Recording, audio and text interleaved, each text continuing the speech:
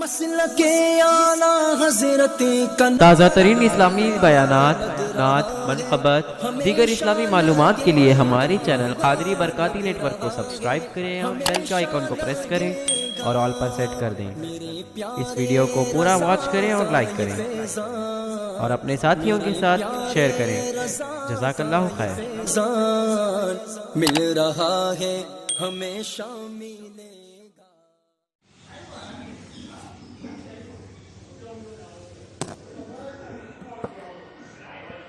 السلام علیکم ورحمۃ اللہ وبرکاتہ۔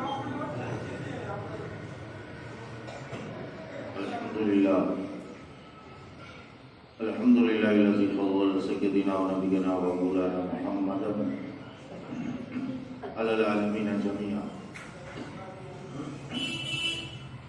وقامه یوم القیامۃ للمذنبین المتلبسین الخطائین العالمین الشفیع صلی اللہ تعالی وسلم وبارک علیہ وعلی کل من هو محبوب ومرضی لدیہ صلاۃ تبقى وتدوم بدوام الحدیث الحج القیوم واشهد ان لا الہ الا اللہ وحدہ لا شریک له واشهد ان سیدنا ونبینا ومولانا محمدا عبده ورسوله اما بعد اعوذ باللہ من الشیطان الرجیم بسم اللہ الرحمن الرحیم الا بذکر اللہ تطمئن القلوب صدق اللہ مولانا العظیم وصدق رسولہ النبی الکریم ونحن علی ذلک لمن الشاہدین والشاکرین۔ محترم سامعین کرام، آئیے سب سے پہلے دستور اہل سنت و جماعت کے مطابق بارگاہ رسالت کے جانب لو لگا کر گنبد خضرا میں آنند فرمانے والے آقا شفیع المذنبین رحمۃ للعالمین جناب پاک احمد مصطفیٰ محمد مصطفیٰ صلی اللہ تعالی علیہ وسلم کی بارگاہ رسالت میں غلامی کا ثبوت دیتے ہوئے بآواز بلند عطیہ درود نچھاور کریں اور پڑھیں۔ اللہم صلی علی سیدنا نبینا و مولانا محمد و آلہ و صحابہ وبارک وسلم۔ صلاۃ و سلام علیک یا حبیبی یا رسول اللہ، صلاۃ و سلام علیک یا نبی اللہ صلی اللہ تعالی علیہ وسلم۔ زندگی زندہ دلی کا نام ہے، زندگی زندہ دلی کا نام ہے، مردہ دل یا خواب جیا کرتے ہیں۔ محترم سامعین کرام، خطبہ مسنہ کے بعد جو آیت کریمہ تلاوت کرنے کا شرف حاصل کیا، قرآن مجید و فرقان حمید میں اللہ ارشاد فرماتا ہے کہ خبردار ہو جاؤ، اللہ تبارک و تعالیٰ کے ذکر سے دلوں کو اطمینان ملتا ہے، دلوں کو سکون ملتا ہے، دل کو چین و قرار ملتا ہے۔ یہ آیت کریمہ کا مفہوم۔ اب اللہ تبارک و تعالیٰ نے ہر ایک انسان کو دل عطا فرمایا ہے، قلب عطا فرمایا ہے۔ آج دیکھا جائے تو ہر ایک انسان بے چین بے قرار نظر آ رہا ہے۔ اس کی وجہ یہی معلوم ہوتی ہے کہ آج ہم نے دل کو جو اس کی غذا ہے، اس کی جو خوراک ہے، وہ خوراک ہم نے بند کر دیا ہے، اس لیے آج ہم بے قرار نظر آتے ہیں، آج ہم بے چین نظر آتے ہیں۔ جس طرح خدا نے انسان کو جسم اور روح سے پیدا فرمایا، جسم کی غذا دنیاوی اشیاء ہے، دنیاوی غذا ہے، اور روح کی غذا آسمانی غذا ہے۔ اگر جسم کو اس کی غذا نہ ملے، اس کی خوراک نہ ملے تو انسان کمزور ہو جاتا ہے، اس کی طاقت ختم ہو جاتی ہے اور وہ لاچار اور مجبور ہو جاتا ہے۔ تو بالکل اسی طرح اگر انسان کی روح کو اس کی غذا نہ پہنچائی جائے تو روح کمزور ہو جاتی ہے، روح بے چین ہو جاتی ہے، بے قرار ہو جاتی ہے۔ اگر اسی روح کو مضبوط کرنا ہے، اسی دل کو قوی بنانا ہے تو خدا فرماتا ہے میرے ذکر سے تمہارے دلوں کو اطمینان ملے گا، اب اللہ تبارک و تعالیٰ نے ہر ایک انسان کو دل عطا فرمایا، قلب عطا فرمایا۔ دل کی اگر دیکھا جائے تو کئی ایک قسمیں ہیں۔ مومن کو بھی خدا نے دل دیا ہے، کافر کو بھی دل دیا ہے، منافق میں بھی دل ہے، نبیوں میں بھی دل عطا فرمایا ہے، ولیوں میں بھی اللہ تبارک و تعالیٰ نے دل عطا فرمایا۔ اگر ہر ایک کے دل کی کیفیت بیان کی جائے تو وقت کافی گزر جائے کہ مومن کا جو دل ہے وہ کیا مقام رکھتا ہے، کافر کے دل کی کیا کیفیت ہوتی ہے، ولی کا دل، نبی کا دل کیا کیا مقام رکھتے ہیں، وقت کافی گزر جائے گا۔ لیکن اللہ تبارک و تعالیٰ نے ہر ایک کو دل عطا فرمایا ہے، قلب عطا فرمایا ہے۔ دل کیا ہے؟ انسان کے جسم کے اندر ایک گوشت کا ٹکڑا ہے جو باہر سے بند ہوتا ہے، اندر وہ کھوکھلا ہوتا ہے، اسی کو دل کہا جاتا ہے۔ اور دل کا مقام جسم کا ایک حاکم کی حیثیت رکھتا ہے۔ دل جو ہے وہ جسم کا ایک بادشاہ ہے۔ اللہ تبارک و تعالیٰ نے انسانوں کو جو جو نعمتیں عطا فرمائی، جو جو اعضاء عطا فرمائے، وہ دو عطا فرمائے، آنکھیں دو عطا فرمائی، کان دو عطا فرمائے، ہاتھ دو، پاؤں دو عطا فرمائے۔ لیکن جب اللہ تبارک و تعالیٰ نے انسان کے دل میں، انسان کے جسم کے اندر جو ایک خاص جگہ رکھی ہے جس کو دل کہتے ہیں، وہ ایک ہی عطا فرمایا۔ وہ ایک کی محبت کے لیے اللہ تبارک و تعالیٰ نے انسان کو عطا فرمایا ہے۔ ایک دل عطا فرمایا، وہ ایک کی محبت کے لیے عطا فرمایا ہے۔ یعنی اللہ تبارک و تعالیٰ کی محبت کے لیے اللہ تبارک و تعالیٰ نے مومنوں کے دلوں کو اپنی جلوہ گاہ فرمایا۔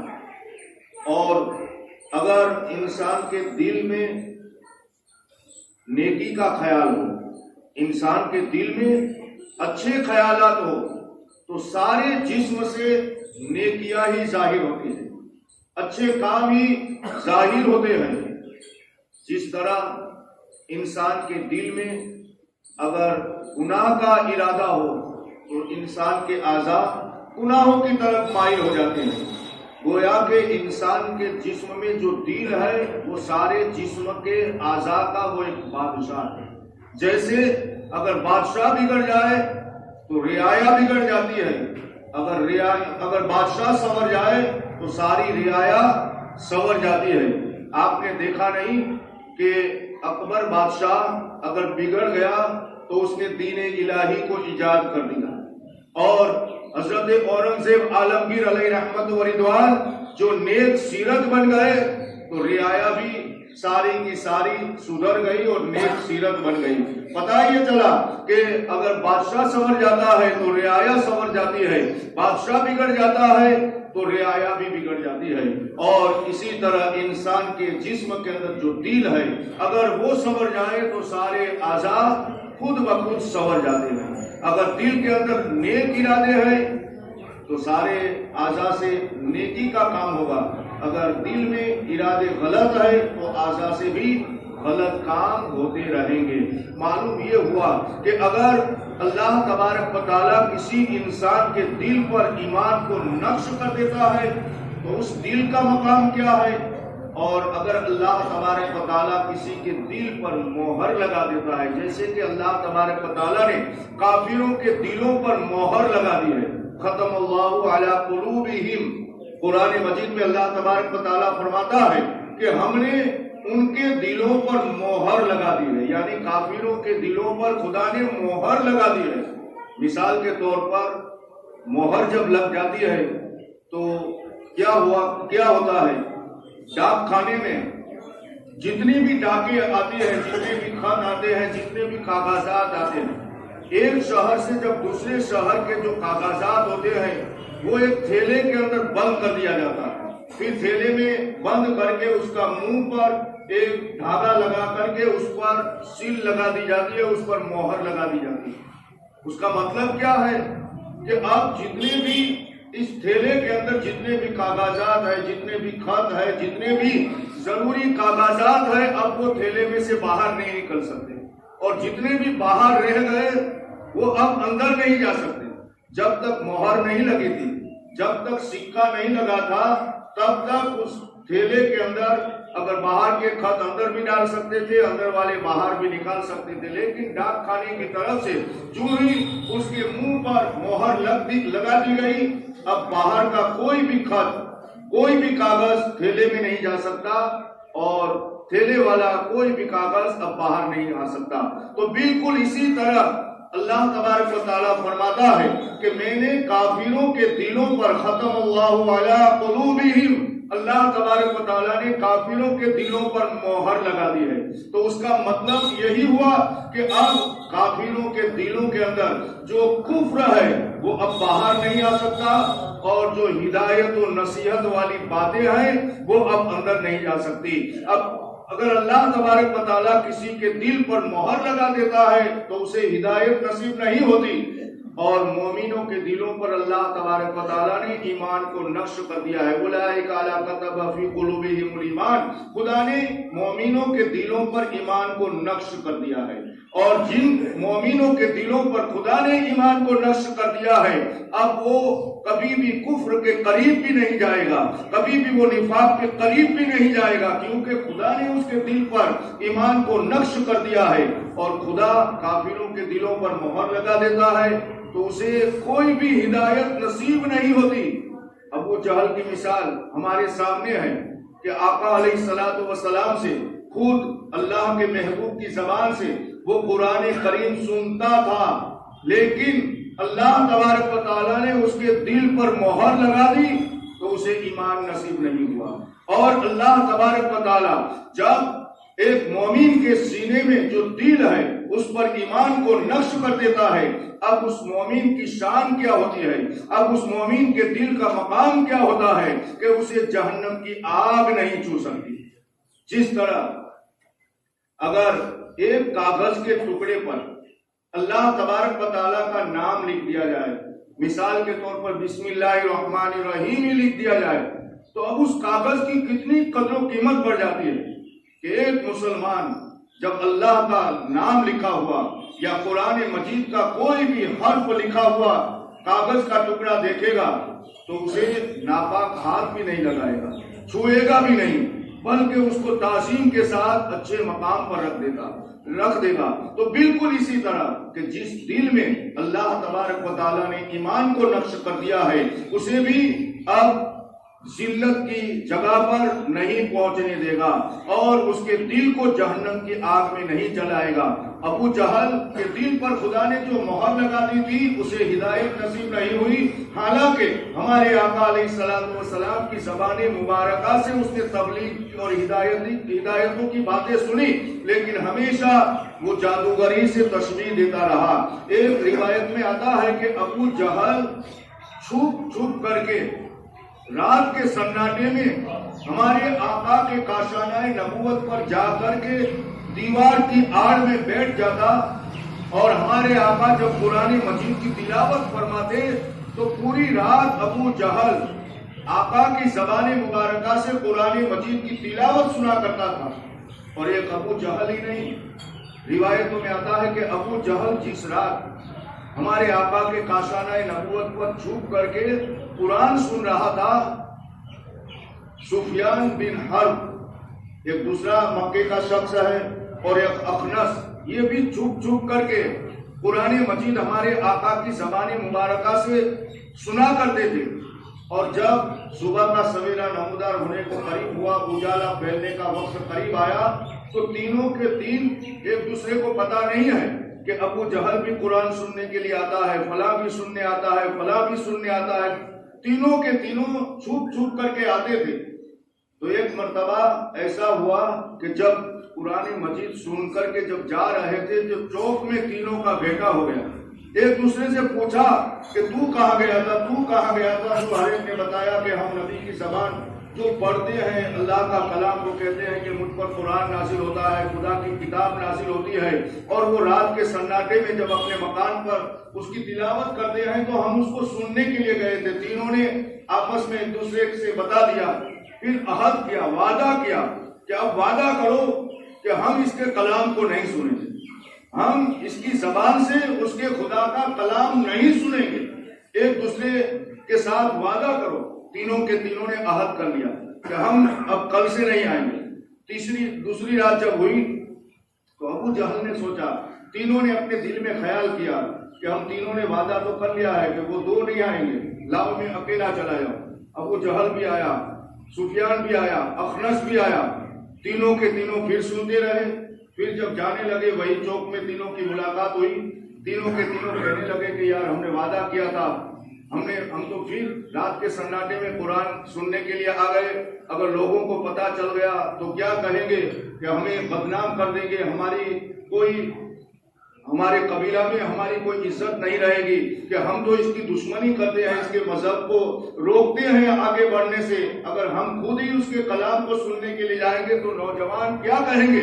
اس لیے آج سے عہد کرو کہ اب تو ہم آئیں گے ہی نہیں. تیسری رات بھی آئے. اب وہ دونوں کے دونوں, اخنس جو تھا وہ ابو سفیان کے پاس گیا اور کہنے لگا کہ بتاؤ تمہیں محمد صلی اللہ تعالی علیہ وسلم جو اللہ کے کلام کی تلاوت کرتے ہیں کہ تمہیں کیسا لگا. اس نے تعریف کی. اخنس نے پھر ابو جہل کے پاس جا کر کے کہا بتاؤ تمہیں کیسا لگا. تو ابو جہل کہنے لگا کہ وہ تو جادوئی کلمات مجھے محسوس ہوتے ہیں کہ اس کی زبان میں اتنا اثر ہے کہ لوگ متاثر ہو جاتے ہیں اور کلمہ پڑھ لیتے ہیں, میں ایمان نہیں لاؤں گا. وہ دونوں کے دل نرم ہو گئے, لیکن ابو جہل کی دل پر اللہ تبارک و تعالیٰ نے مہر لگا دی تھی. تو نبی علیہ الصلوۃ والسلام کی زبان مبارکہ سے قرآن مجید کی تلاوت سننے کے باوجود اسے ہدایت نصیب نہیں ہوئی. ختم اللہ علی قلوبہم, یعنی اللہ تبارک و تعالیٰ نے کافروں کے دلوں پر مہر لگا دی ہے. اب اندر کا کفر باہر نہیں نکل سکتا, باہر کی ہدایت اندر نہیں جا سکتی. اور مومنوں کے دلوں میں اللہ تبارک و تعالیٰ نے ایمان کو نقش کر دیا ہے. یہ ایمان کوئی معمولی چیز نہیں ہے, ایمان بہت ہی عظیم چیز ہے. خدا جسے نواز دیتا ہے وہ بہت ہی عظیم ہو جاتا ہے. آج ہم نے اپنے دل کو گناہوں کی نجاستوں سے ناپاک کر دیا ہے. نفاق اور حسد, غیبت سے آج ہم نے اپنے دل کو بہت ہی آلودہ کر دیا ہے, نجاست آلودہ کر دیا ہے. بہت ہی ہم نے اسے آج ناپاک جیسا کر دیا ہے. اس لیے آج ہمیں حق بات محسوس نہیں ہوتی, حق بات ہمارے گلے کے نیچے سے نہیں اترتی. اور ہم اپنے جسم کو کس طرح سے صاف ستھرا رکھتے ہیں کہ روزانہ ہم اپنے جسم کی حفاظت کرتے ہیں تاکہ لوگ دیکھا کریں, لوگ مجھے اچھا کہا کریں. اس لیے ہم اپنے چہرے کو سجاتے ہیں, روزانہ اچھے صابن سے غسل کرتے ہیں, اپنے چہرے کو چمکاتے ہیں, کپڑوں کو صاف صفائی رکھتے ہیں اور تاکہ لوگ دیکھیں. لیکن دل جو ہے وہ اللہ تبارک و تعالیٰ کی خاص توجہ کی ایک جگہ ہے, خاص اللہ تبارک و تعالیٰ کی نظر کی ایک جگہ ہے. آج ہم نے اس کی طرف کوئی توجہ نہیں کی. اگر ہم اس میں سے نفاق نکال ڈالیں, اگر آج ہم اس کو بہت ہی پاک و صاف کر لیں تو یہ اللہ تبارک و تعالیٰ کی نظر کی ایک خاص مقام ہے. جیسے کہ مخلوق میں جو پرندے ہیں, جو جانور ہے, اس کی نظر میں کتنا اثر ہے. مصنفوں نے لکھا ہے, ہمارے اکابروں نے لکھا ہے کہ کچھوا, جسے ہم ڈھال کچھوا کہتے ہیں اپنی زبان میں, وہ انڈے دیتا ہے. اور جس طرح اور جانور جیسے کہ مرغی انڈوں پر بیٹھتی ہے تب جا کر کے انڈوں میں سے بچے پیدا ہوتے ہیں. لیکن یہ کچھوا جو ہے وہ انڈوں پر بیٹھتا نہیں ہے. وہ انڈے دینے کے بعد مادہ جو کچھوا ہوتی ہے وہ انڈے دینے کے بعد انڈے پر بیٹھتی نہیں ہے, لیکن دور جا کر کے اس کی نگہداشت کرتی رہتی ہے, اس پر اپنی نظر لگائے رہتی ہے. تو اللہ تبارک و تعالیٰ نے کچھوے کی مادہ کی نظر میں یہ طاقت رکھتی ہے کہ وہ اپنے انڈوں کی طرف دیکھتی رہتی ہے, نظر ڈالے رکھتی ہے. تو اس میں جاندار مخلوق کچھوے پیدا ہو جاتے ہیں, اس انڈے میں سے بچے پیدا ہو جاتے ہیں. تو یہ کہنے کا مطلب و مقصد یہ ہے کہ اللہ تبارک و تعالیٰ نے ایک مادہ کچھوے کی نظر میں یہ اثر رکھا ہے کہ اگر وہ انڈوں پر پڑے تو اس میں سے جاندار مخلوق پیدا ہو جاتی ہے. تو جو دل اللہ تبارک و تعالیٰ کی نظر کا خاص جگہ ہے, اگر اللہ تبارک و تعالیٰ کی نظر ہمارے دل پر پڑے تو اس دل کو ہمیں پاک صاف اور ستھرا رکھنا چاہیے، کیونکہ تب ہی جا کر کے ہمیں عبادت کی حلاوت ملے گی، خدا کے ذکر کی ہمیں مٹھاس ملے گی۔ اور اگر ہم نے دل کو گناہوں کی نجاستوں سے آلودہ کر لیا تو ہمیں اس بندگی کا اتنا صلہ نہیں ملتا، اس ذکر کا اتنا فیض نہیں ملتا، اس عبادت کا اتنا صلہ نہیں ملتا جتنا ہمیں ملنا چاہیے۔ اور لقمان حکیم، ہر ایک مسلمان جانتا ہے کہ لقمان بہت ہی ہوشیار تھا، بہت ہی بڑا حکمت میں کاریگر تھا۔ وہ جس کا غلام تھا، اس کے مالک نے ایک مرتبہ لقمان سے کہا کہ ایک جانور ذبح کرو، ایک بکری ذبح کرو، اس میں جو بہترین چیز ہو، اس کے اعضاء میں سے لذیذ جو کھانے میں لذت رکھتی ہو، وہ پکا کر کے میرے سامنے پیش کرو۔ لقمان نے ایک بکری ذبح کی، اس کی زبان اور دل پکا کر کے مالک کے سامنے پیش کیا۔ اسے بہت ہی عزیز، بہت ہی لذیذ لگا، بہت ہی اچھا لگا۔ تھوڑے دنوں کے بعد پھر لقمان کو حکم دیا کہ ایک جانور ذبح کرو، اس کی خبیث سے خبیث، خراب سے خراب ان میں جو اعضاء ہے اسے پکا کر کے میرے سامنے پیش کرو۔ تو لقمان نے دوسری مرتبہ بھی زبان اور دل کو پکا کر کے مالک کے سامنے پیش کر دیا۔ مالک نے جب دیکھا کہ اچھی چیز کا حکم دیا تو بھی زبان اور دل پکا کر کے لایا، خراب چیز کا حکم دیا تو بھی یہی لے کر کے آیا، وجہ پوچھی تو لقمان نے بتایا کہ مالک اگر یہی دو چیزیں ہیں، اگر یہ صحیح اور سلامت رہے تو سارا جسم اچھا رہتا ہے، اگر یہی دو چیز بگڑ جائے تو سمجھ لو کہ سارا جسم بگڑ جاتا ہے۔ اسی لیے ہمارے آقا نے فرمایا کہ اللہ تبارک و تعالیٰ نے انسان کو ایک ایسا گوشت کا ٹکڑا عطا فرمایا ہے کہ اگر وہ سنور جائے تو سارا جسم سنور جاتا ہے، اگر وہ بگڑ جائے تو سارا جسم بگڑ جاتا ہے۔ اور وہ گوشت کا ٹکڑا ہے، لوتھڑا ہے، وہ انسانوں کا دل ہے۔ اور ہمارے آقا نے فرمایا ہے کہ اللہ تبارک و تعالیٰ انسانوں کے اعمال، انسانوں کی نیتوں کو نہیں دیکھتا بلکہ اس کے دل کے ارادوں کو وہ دیکھتا ہے۔ ان کے اعمال کو نہیں دیکھتا بلکہ اس کے دل کے ارادوں کو وہ دیکھتا ہے۔ جس طرح ایک روایت میں آتا ہے کہ دو صحابی تھے پرانے زمانے میں، جب دور و دراز سے لوگ مسجد نبوی میں نماز ادا کرنے کے لیے آتے تھے تو کوئی کھچر پر، کوئی اونٹ پر، کوئی گھوڑے پر سوار ہو کر کے مسجد نبوی میں نماز ادا کرنے کے لیے آتے تھے۔ ایک صحابی نے جب دیکھا کہ دور و دراز سے لوگ نماز پڑھنے کے لیے آتے ہیں اور اپنے سواری کے جانور کو یوں ہی چھٹا رکھ دیتے ہیں تو وہ دور و دراز چلے جاتے ہیں، پھر نمازی کو اس جانور کو تلاش کرنے میں وقت نکل جاتا ہے۔ اس لیے اس کا ارادہ یہ تھا کہ میں مسجد کے دروازے کے قریب ایک کھٹا لگا دوں، ایک لکڑا لگا دوں، جس سے نماز میں آنے والے مسافر دور و دراز سے جو جانور لے کر کے آتے ہیں وہ اپنے جانور کو رسی سے اس لکڑے کے کھٹے میں باندھ دیں۔ اس ارادے سے اس نے مسجد کے دروازے کے قریب ایک کھٹا لگا دیا۔ وہ نماز ادا کرنے کے لیے مسجد میں داخل ہو گئے۔ دوسرے صحابی آئے، دیکھا کہ مسجد کے دروازے پر ایک نے کھٹا لگایا۔ اس نے اپنے دل میں ارادہ کیا کہ مسجد کے دروازے پر یہ لکڑے کا جو کھٹا ہے، کم نظر والے لوگ بھی نماز میں آتے ہیں، اگر کسی کو دکھائے گا نہیں تو پاؤں کی ٹھوکر لگے گی، اسے اذیت پہنچے گی۔ اس نے وہ کھٹا نکال کر کے پھینک دیا۔ دوسرے صحابہ نے یہ منظر جب دیکھا، یہ واقعہ جب دیکھا، بارگاہ مصطفیٰ میں حاضر ہو کر کے عرض کیا، یا رسول اللہ، آپ کے فلاں صحابی نے ایک کھٹا لگایا، فلاں صحابی نے اسے فوراً نکال کر کے پھینک دیا۔ تو ہمارے آقا نے ارشاد فرمایا کہ دونوں کو ثواب ملا۔ صحابہ کرام کو تعجب ہوا کہ دونوں کو کیسے ثواب ملا؟ ہمارے آقا نے فرمایا کہ دونوں کو بلاؤ۔ دونوں کو بلایا گیا، پوچھا، جس نے کھٹا لگایا تھا پوچھا تو نے کیوں لگایا تھا؟ تو اس نے اپنا ارادہ بیان کر دیا کہ یا رسول اللہ، دور و دراز سے جانور لے کر کے، سواری لے کر کے لوگ نماز ادا کرنے کے لیے آتے ہیں، جب نماز سے فارغ ہوتے ہیں تو اس کے جانور دور چلے جاتے ہیں۔ میں نے سوچا کہ ان کو تکلیف نہ پہنچے، اس لیے یہاں آ کر کے اپنے جانوروں کو باندھ دے۔ پھر جس نے نکال دیا تھا اس سے پوچھا کہ بھائی تو نے کیوں نکال دیا؟ تو اس نے اپنی وجہ بیان کی، اپنا ارادہ بارگاہ مصطفیٰ میں بیان کیا، یا رسول اللہ، کم نظر والے لوگ بھی نماز ادا کرنے کے لیے آتے ہیں، اگر کسی کی نگاہ کم ہوگی تو اس کو پاؤں میں ٹھوکر لگے گی، اسے اذیت پہنچے گی، اس لیے میں نے سوچا کہ یہ مسجد کے دروازے کے پاس یہ پھٹا ہے اسے نکال دوں تاکہ دوسرے کو تکلیف نہ پہنچے. پتہ یہ چلا اللہ تبارک و تعالیٰ اعمال کو نہیں دیکھتا بلکہ دل کے ارادوں کو دیکھتا ہے. اللہ بذکر اللہ تطمئن القلوب.